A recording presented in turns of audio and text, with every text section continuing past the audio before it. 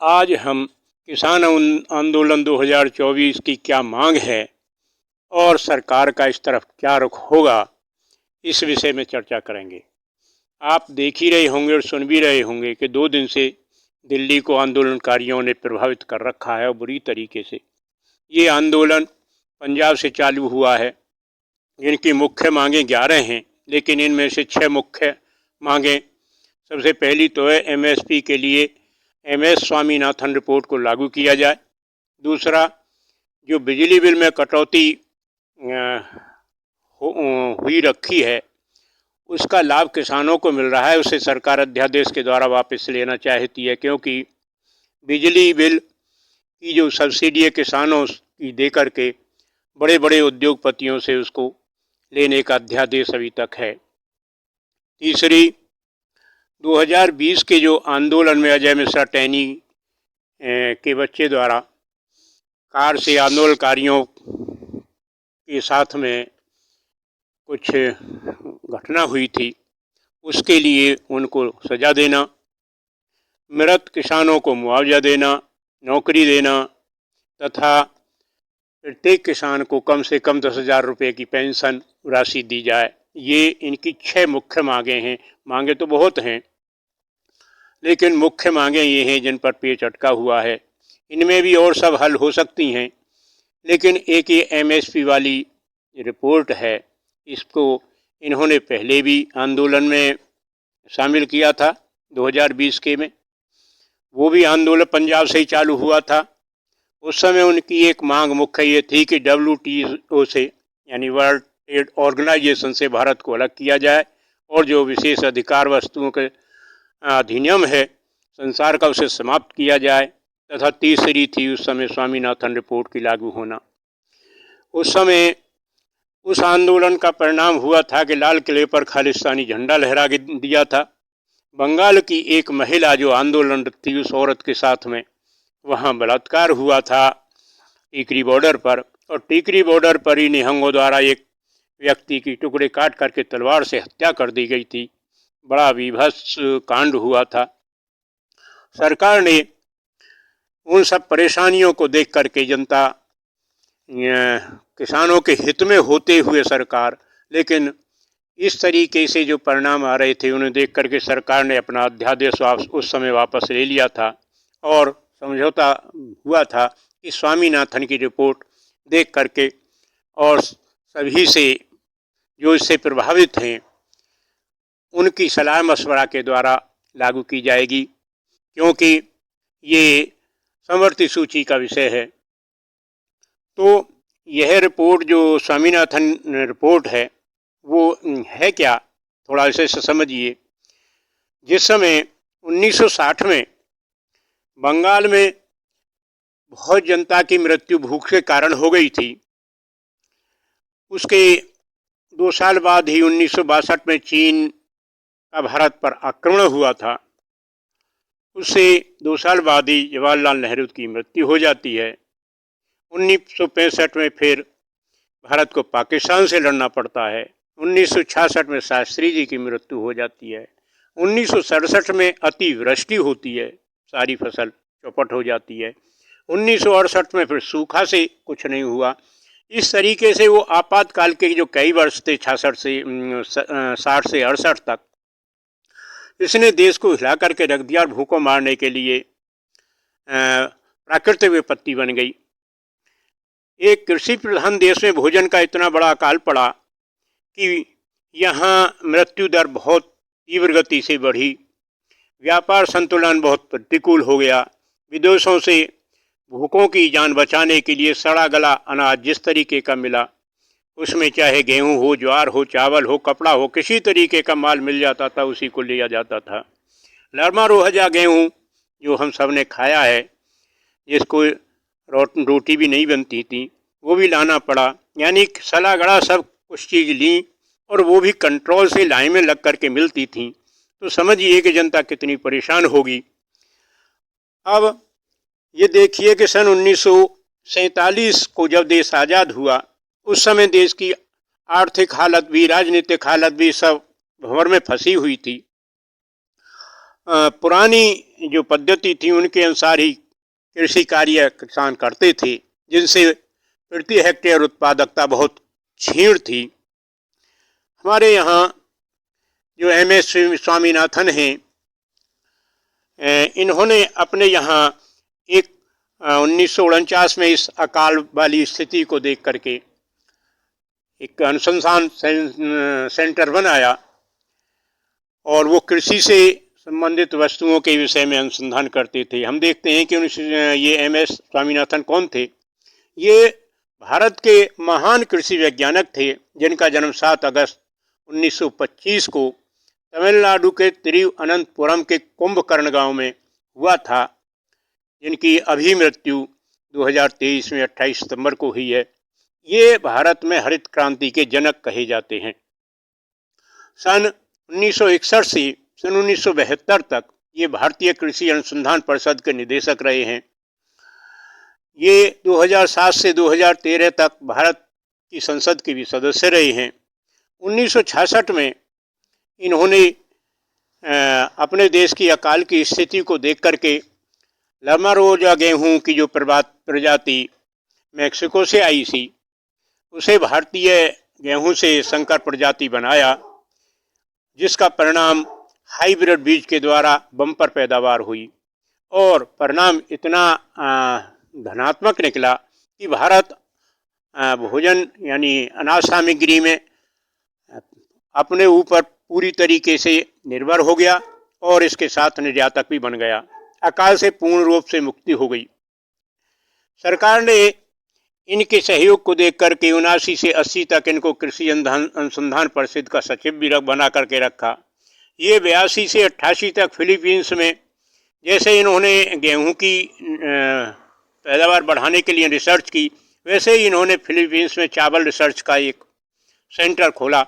वहाँ सारा चावल पर रिसर्च की और परिणाम उसका भी धनात्मक निकला। ये 67, 69, 71, सन 1981 तक भारत में कृषि क्षेत्र में पद्म भूषण व अन्य प्रकार के जो भी पुरस्कार होते हैं, उनसे सरकार ने इनको विभूषित किया। इनको अंतर्राष्ट्रीय क्षेत्र में भी विभिन्न प्रकार के पुरस्कार प्राप्त हुए। इनको इस प्रकार से सहयोग के लिए कई देशों से भी जो निमंत्रण आए उनको इन्होंने ठुकरा दिया। तो इन्होंने भारत माता के प्रति पूर्ण समर्थन दिखाया। जिस समय 2000 के बाद भारतीय किसानों की कृषि की लागत नहीं निकल रही थी, तो सरकार ने फिर इनको याद किया और सन 2004 में एक राष्ट्रीय किसान आयोग का गठन किया गया, जिसका इन स्वामीनाथन को अध्यक्ष बनाया गया और वो स्वामीनाथन आयोग के नाम से ही प्रसिद्ध हुआ। इन्होंने सन 2006 तक 2000 के पेजों में अपनी 5 रिपोर्ट पेश की। जो अंतिम रिपोर्ट थी जो 2006 में पेश की, उसका मुख्य बिंदु था कि किसान को C2 प्लस 50%, यानी C का मतलब कॉस्ट, जो किसान की उत्पादन की लागत आ रही है, उसका 50% उसको मुनाफा देकर देना चाहिए और उसे रेट में यानी उसकी कीमत में शामिल करके ही उसे खरीदा जाना चाहिए। हमारे यहाँ कृषि सैंपल जो नेशनल सैंपल सर्वे है, उसमें 23 वस्तुएं उत्पादन में शामिल हैं कृषि की। अब जिनमें गेहूँ, चावल आदि तो खाद्यान्न हैं, प्लस दलहन, प्लस तिलहन, प्लस रेशे वाली, प्लस गन्ना और चाय यानी पेय पदार्थ। इसमें जो रिपोर्ट की जो सिफारिशें हैं, वो सारी की सारी किसान के लाभ के लिए कही गई थी। MSP निर्धारित करने के लिए जो कॉस्ट का 50% दिया जाता है, वो इसका तात्पर्य है कि मिनिमम सपोर्टिंग प्राइस यानी न्यूनतम प्रोत्साहन कीमत किसान को उसको पैदावार बनाए रखने के लिए, कृषि व्यवसाय से संलग्न रखने के लिए उसकी लागत का 50% लाभ के रूप में देना चाहिए। अब इसमें सरकार को क्या परेशानी है, क्योंकि सरकार भी किसानों से यही वादे करके अपनी सरकार बनाती आई है और लागू नहीं कर पाती है। तो सरकार की परेशानी क्या है कि आज कृषि मंत्री जो अनुराग ठाकुर हैं, उन्होंने पत्रकारों से वार्ता की है। जब पत्रकारों ने उनसे प्रश्न पूछे कि किसान आंदोलन कहीं हिंसक न हो जाए और पहले जैसी स्थिति न बना दे, इसके लिए आप क्या समाधान कर रहे हैं, तो उन्होंने उसके लिए कहा है कि हम तो उनसे वार्ता करने के लिए तैयार हैं, लेकिन वो वार्ता करने के लिए तैयार नहीं हो रहे हैं। उनकी जिद तो दिल्ली पर ही चढ़ाई करने की है कि दिल्ली में पहुंचेंगे हम। अब इसमें सबसे बड़ा पेश तो यही है कि ये जो वस्तुएं हैं जिनकी ये कह रहे हैं, ये समवर्ती सूची में आती हैं। समवर्ती सूची क्या है कि कुछ उत्पादन तो होते हैं केंद्र के, कुछ होते हैं राज्यों के अधिकार क्षेत्र के, लेकिन कुछ ऐसे होते हैं जो दोनों के ही सहयोग से चलते हैं, उनमें दोनों को ही कानून बनाने का अधिकार होता है। तो ये समवर्ती सूची में आती हैं। ये कहते हैं अनुराग ठाकुर कि भाई जो प्रभावित हैं हम उनसे भी तो बात करेंगे, तभी तो कोई निष्कर्ष निकालेंगे। लेकिन ये किसान दिल्ली पर अड़े हुए हैं, राज्यों से वो मतलब नहीं रखना चाहते, जबकि ये राज्यों का भी मैटर है। दूसरी बात ये है कि ये जो कहते हैं सभी वस्तुओं को, सभी उत्पादन को इसमें शामिल किया जाए एमएसपी में, तो एमएसपी में सभी शामिल नहीं हो सकते। किसानों की मांग है कि एमएसपी को परमानेंट बनाया जाए। भाई परमानेंट नहीं बनाया जा सकता, क्योंकि कुछ वस्तुओं की कीमतें बहुत ही शीघ्र घटती बढ़ती हैं। अब उन्हें घटने बढ़ने पर कहाँ तक उसका घाटे को सरकार बर्दाश्त करेगी। इनकी कुछ जो मांग है कि WTO से अलग हो जाओ, तो इसमें परेशानी यही बनेगी कि यदि हम अंतर्राष्ट्रीय व्यापार से अलग हो जाएंगे तो हमारा व्यापार ठप हो जाएगा, सारी वस्तुओं की खपत भारत में नहीं हो पाएगी। भंडारण सरकार कहाँ तक कर पाएगी। इतने भंडारण के न साधन है, न इतना पैसा है। उसका सर्कुलेशन होता रहना चाहिए, भंडारण पूरी तरीके से नहीं किया जा सकता। इनकी बिजली बिल की जो मांग है कि धनियों से लेकर के किसानों को सब्सिडी दी जाए, हम इस पर बैठ कर के विचार करने के लिए तैयार हैं। भारत राशिपातन करके भी विदेशी मुद्रा कमाता है। अब एमएसपी में उत्पादन की गुणवत्ता भी प्रभाव डालती है। जब गुणवत्ता है सही नहीं होगी तो हम कैसे ज़बरदस्ती किसी को उसे निर्यात कर सकते हैं। अब दूसरी बात, ये एवरेज कॉस्ट हो या मार्जिनल कॉस्ट हो, कौन सी कॉस्ट को इसमें ये शामिल कराना चाहते हैं। फिर हम बैठ कर के जब भी समाधान की सोचते हैं तो इनकी नई मांगें सामने आ जाती हैं।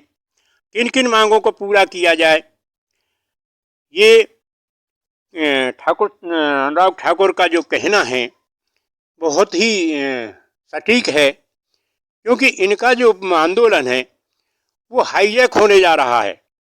कैसे हाईजैक होने जा रहा है कि जिस समय ये रिपोर्ट लगी हुई थी स्वामीनाथन की, उस समय 1906 से 14 तक यूपीए यानी कांग्रेस गवर्नमेंट का शासन था। तब इन्होंने लागू नहीं की। क्यों लागू नहीं की इतने 8 साल तक। अब कांग्रेस लागू करने के लिए इनको आश्वासन दे रहे हैं, झूठे आश्वासन दे रहे हैं कि किसी तरीके से हम जीत जाएं, इसको लागू कर देंगे। जब तुम पहले लागू नहीं कर पाए तो कैसे अब लागू करोगे। ये झूठे प्रलोभन दे करके केवल जनता को ही परेशान करना चाहते हैं। और जनता कितनी परेशान है, आज यात्री भी, नौकरी पेशा भी, उत्पादन कंपनी, उत्पादन फैक्टर जितना है, यातायात, ट्रांसपोर्ट, सब कुछ फेल हो चुके हैं। आर्थिक चक्र संकट में होने जा रहा है। पता नहीं परिणाम क्या होगा, क्योंकि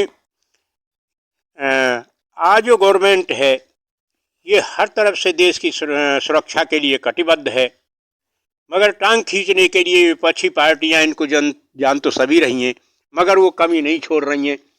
ये आंदोलन देश के लिए बहुत हानिकारक हो सकता है और उसमें इनका घी में आग में घी डालने का जो काम चल रहा है ये और ज़्यादा ही विनाशकारी हो सकता है। साथियों, आपको ये मेरा चैनल पर कहना कैसा लगा, इसकी जो रिपोर्ट दें आप समीक्षा करें, और मैं आपसे गुजारिश करूंगा कि चैनल को सब्सक्राइब करें। धन्यवाद और नमस्कार।